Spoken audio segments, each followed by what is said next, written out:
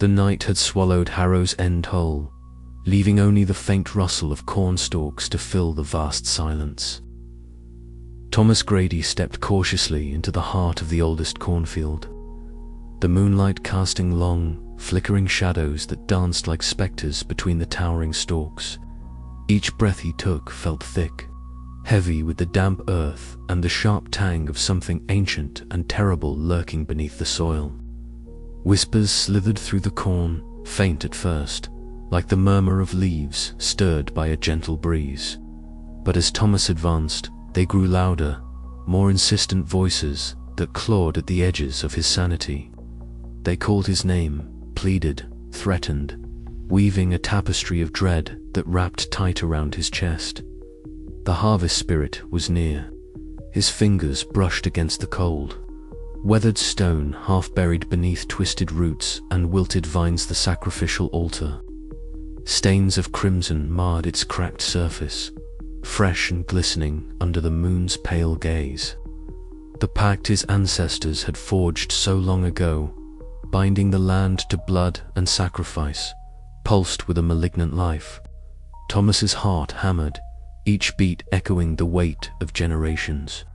He had spent weeks unraveling the secrets, wrestling with disbelief and fear. Now, faced with the spirit itself, the reality was undeniable. The crops would not yield without a price paid in human blood, and that price demanded a sacrifice. "You know why you're here, Thomas Grady," the voice whispered, serpentine and cold.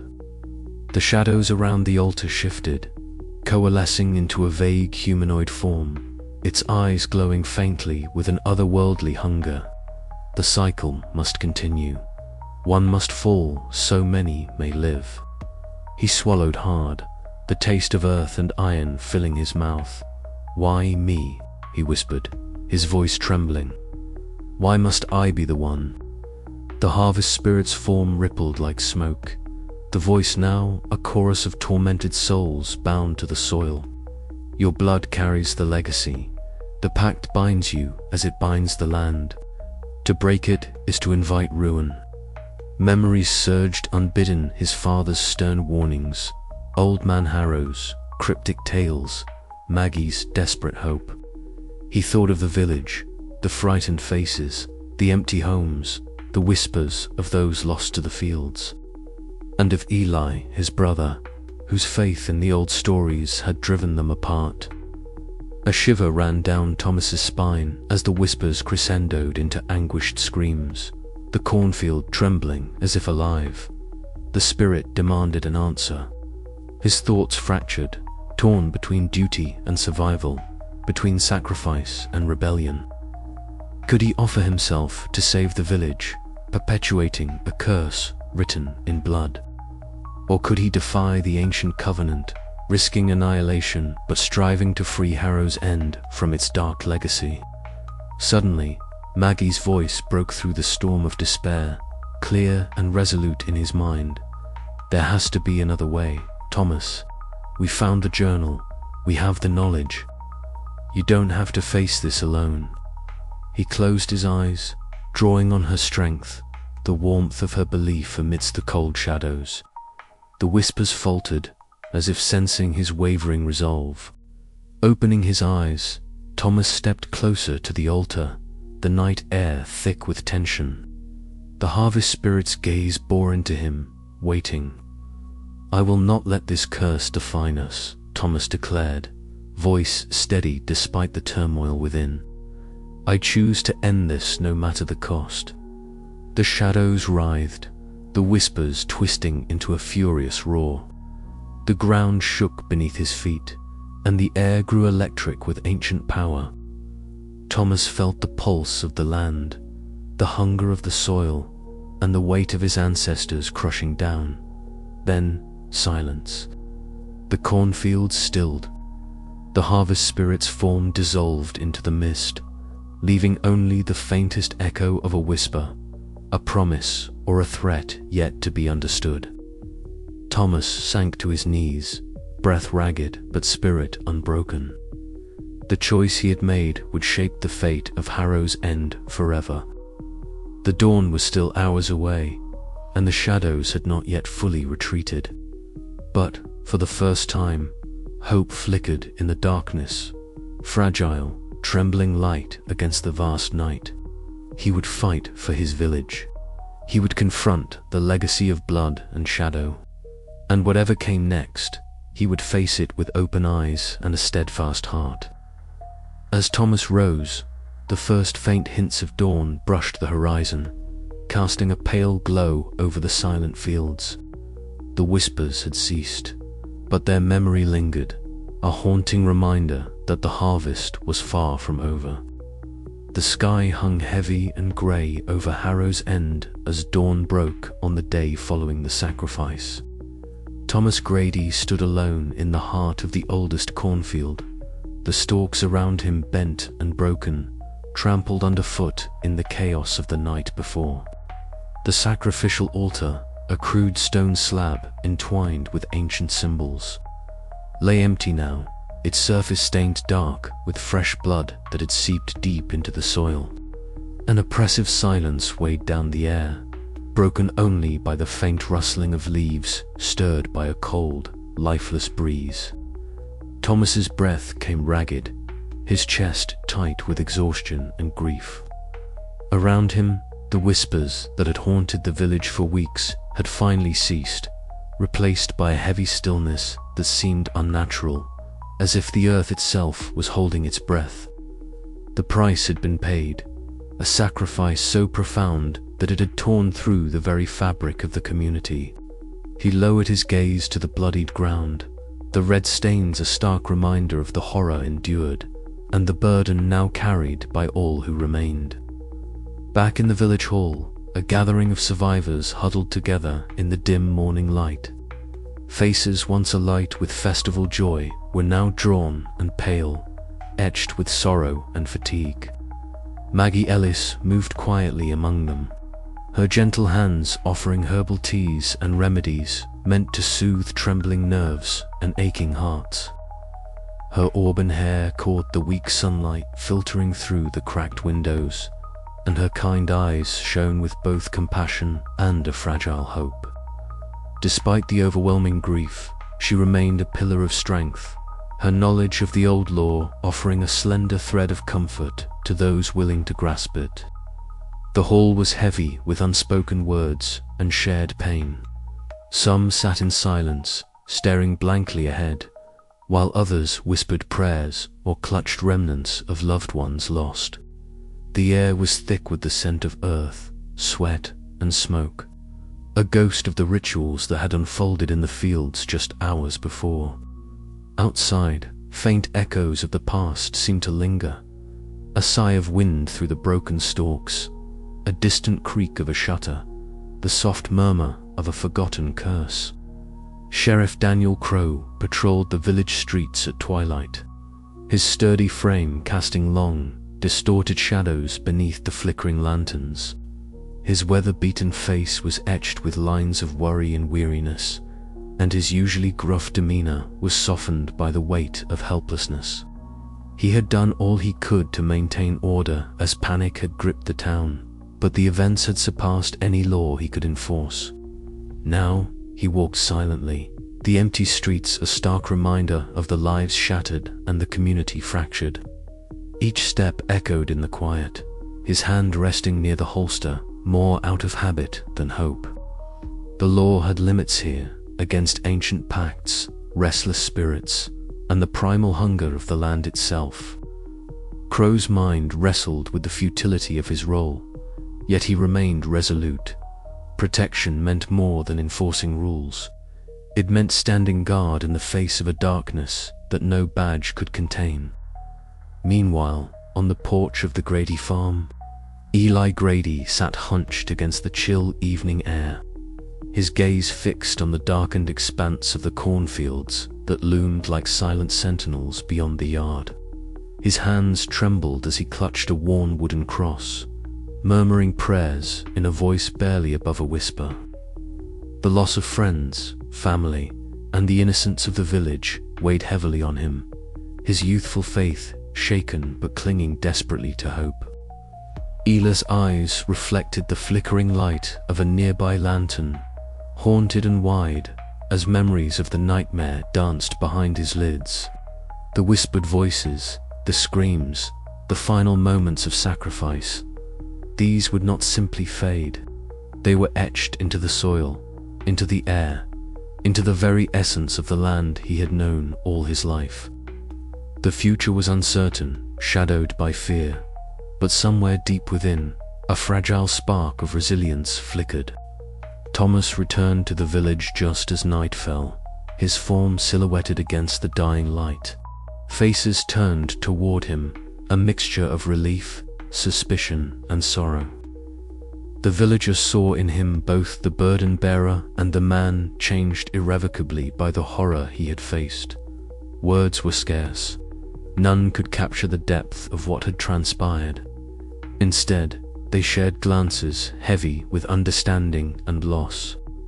That night, the cornfields lay quiet. The once relentless whispers were gone, replaced by an eerie calm that unsettled even the most stoic. The darkness had receded, but none dared believe it was vanquished. Thomas stood at the edge of the fields, listening intently to the silence, feeling the weight of the ancestral curse that had been momentarily stilled, but never truly broken.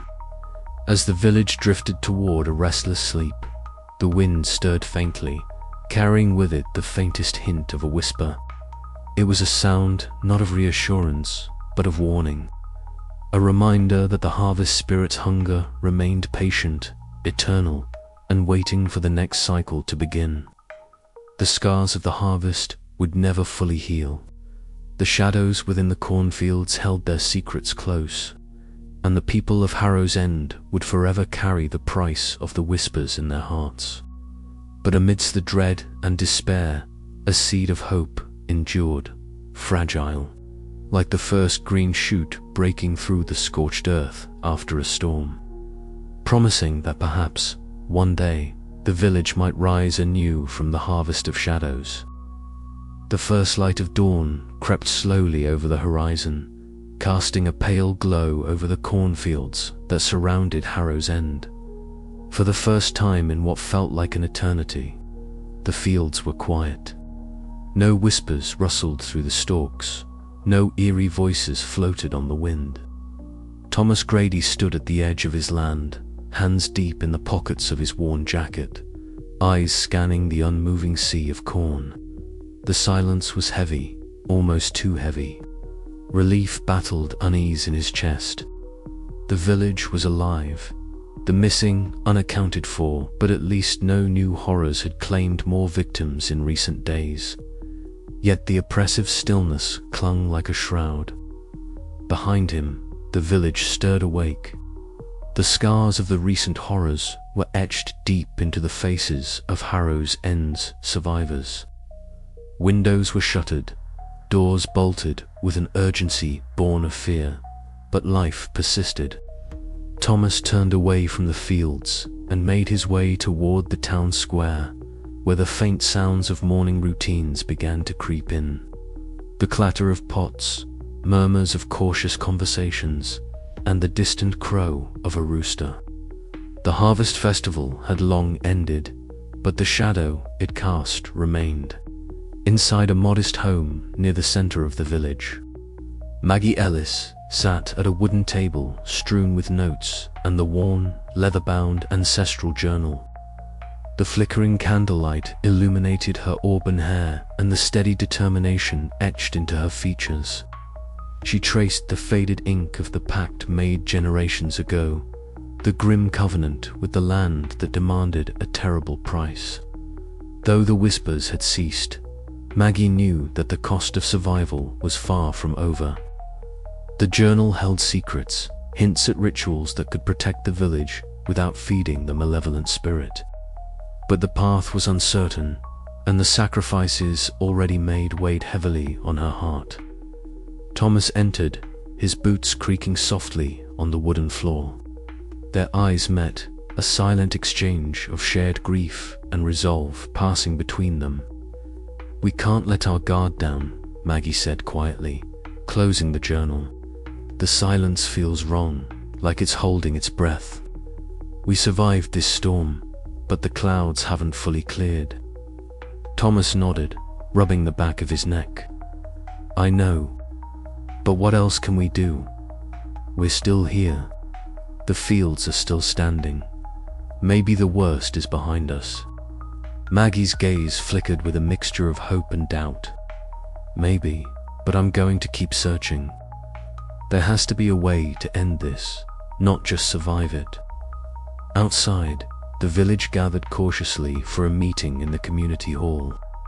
The room was filled with weary faces marked by loss and sleepless nights. Sheriff Daniel Crow stood near the doorway, his weather-beaten face tight with concern but softened by the sight of familiar neighbors. Sarah Pike sat quietly in a corner, exhaustion and grief shadowing her usually steady demeanor. The community was fragile, a tapestry of fear and tentative hope. Thomas addressed the group, his voice steady but tinged with fatigue. We've been through hell, and I know the silence feels like a reprieve, but we have to be ready. This land, this curse, it's part of our history now. We're tied to it, whether we like it or not. We need to rebuild, to watch over each other, and to stay vigilant. Murmurs of agreement rippled through the hall. Plans were made to reinforce patrols around the fields, to share information, and to support those who had lost loved ones. The village was determined to reclaim its peace, but the scars ran deep.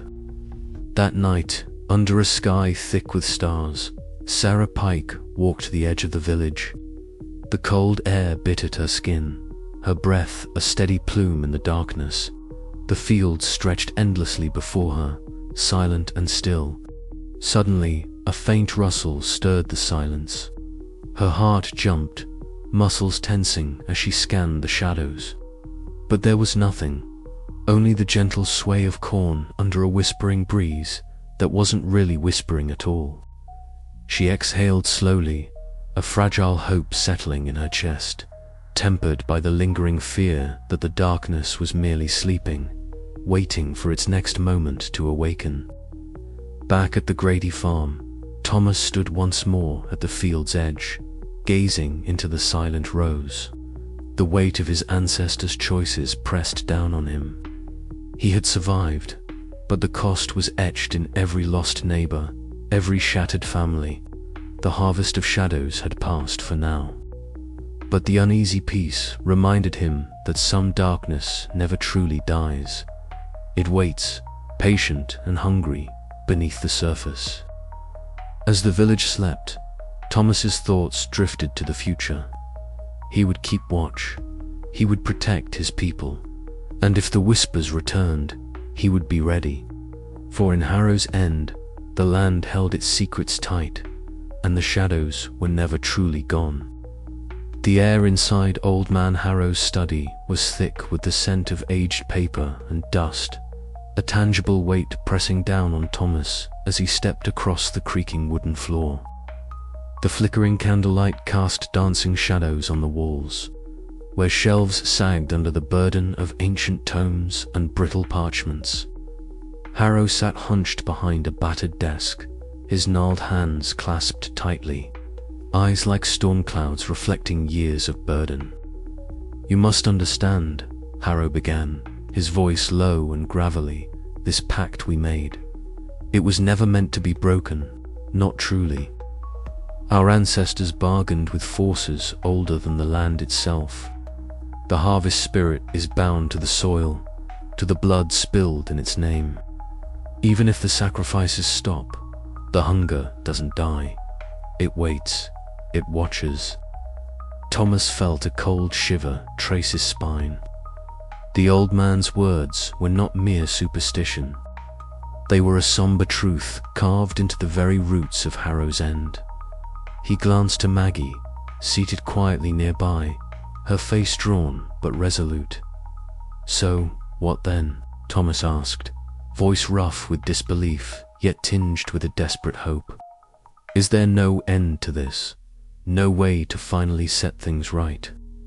Harrow shook his head slowly. The darkness is patient. It ebbs, but it never leaves. We can only hold it at bay, honor the land carefully, and never forget what was sacrificed to reap its bounty. The weight of the past settled heavily on Thomas's shoulders as he left the study, stepping out into the chill of dusk.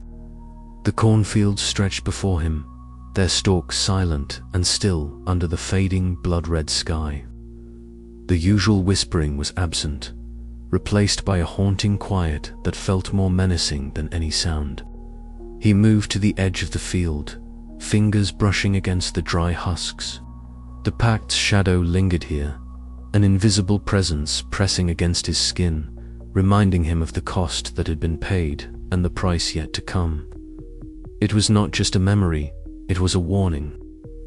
Back in the village, the community gathered in Maggie's small kitchen, the hearth's warm glow contrasting the chill outside. Faces were etched with exhaustion and grief.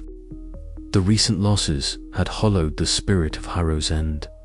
Murmurs of fear and uncertainty filled the room. But beneath the despair was a glimmer of unity.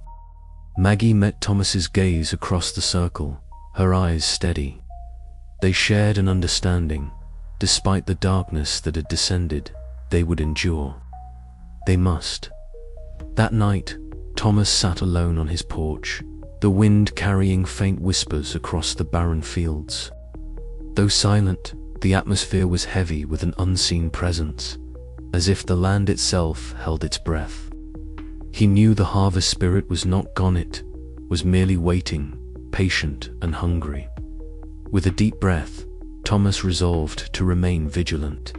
The pact's legacy was an echo that would never fade. A shadow cast long over Harrow's End, but as long as he stood watch, he would fight to protect what remained of his home. The whispers might return. The darkness might rise again.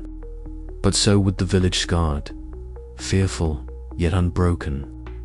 And with that fragile hope, the night closed in once more over the silent fields. The sun dipped low over Harrow's End, casting the last golden rays through the skeletal remains of the cornfields. Thomas Grady stood at the edge of the withering stalks, the weight of the past weeks pressing heavily against his chest. The air was thick with the scent of dried earth and fallen leaves, a stark reminder of the harvest that had come with such a terrible price. His breath formed faint clouds in the cooling evening as he waited, the anticipation knotting in his stomach. Eli appeared from the shadow of a weathered fence, his steps hesitant. The younger brother's pale face was drawn tight, eyes flickering with a mix of fear and stubborn resolve. "Thomas," Eli said quietly, voice barely above the whisper of the dying fields. "I didn't think you'd come." Thomas offered a tight smile, one that didn't quite reach his eyes. "Neither did I," he admitted. "But we need to talk." They stood there for a long moment, the silence between them heavy and charged. The rift that had formed between them was deeper than either wanted to admit, a divide carved by belief and doubt, by the horrors they'd witnessed and the truths they refused to face in the same way. "I know you don't believe," Eli began, voice trembling, "but I've seen what the fields can do. The whispers, the disappearances. It's real, Thomas." Thomas looked away, jaw clenched. "I believe in what I can see and touch," he said. "That's what I've always believed. But maybe I was wrong. Maybe there's more to this than I wanted to accept." Eli's eyes softened. "We're both scared. That's all this fight is about." The brothers' conversation was interrupted by the faint sound of footsteps approaching. Maggie Ellis emerged from the path, her auburn hair catching the last light, her steady gaze lending a calm that both men needed.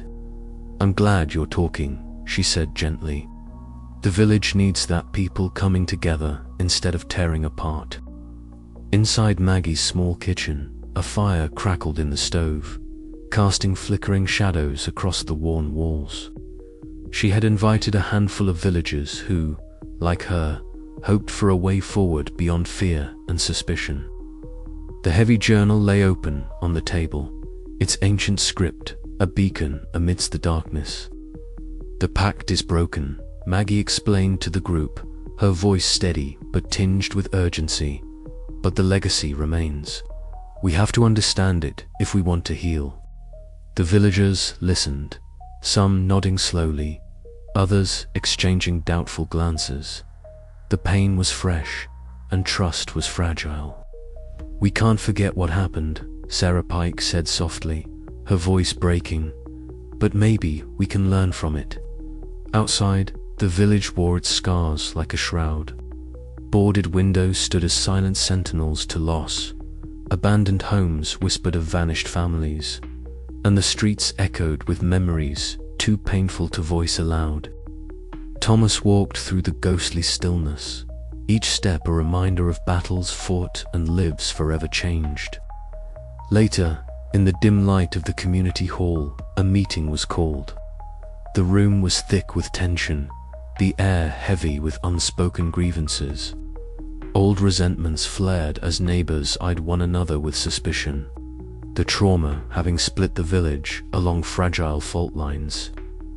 "We have to find a way to move forward," Thomas urged, his voice rising above the murmur. "Together." But the path to unity was fraught with obstacles. Voices rose in argument, some accusing others of cowardice or complicity. Yet beneath the discord, a fragile hope took root, a shared desire for healing, however distant it might seem. As the meeting adjourned, Thomas stood by the door, watching the villagers drift away into the night.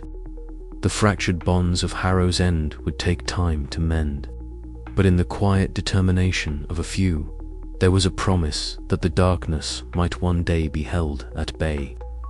He turned toward the fields once more, the whisper of the wind through the stalks carrying both warning and hope.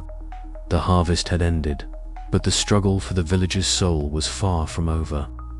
"We'll find a way," Thomas whispered to the shadows, "or we'll fall trying."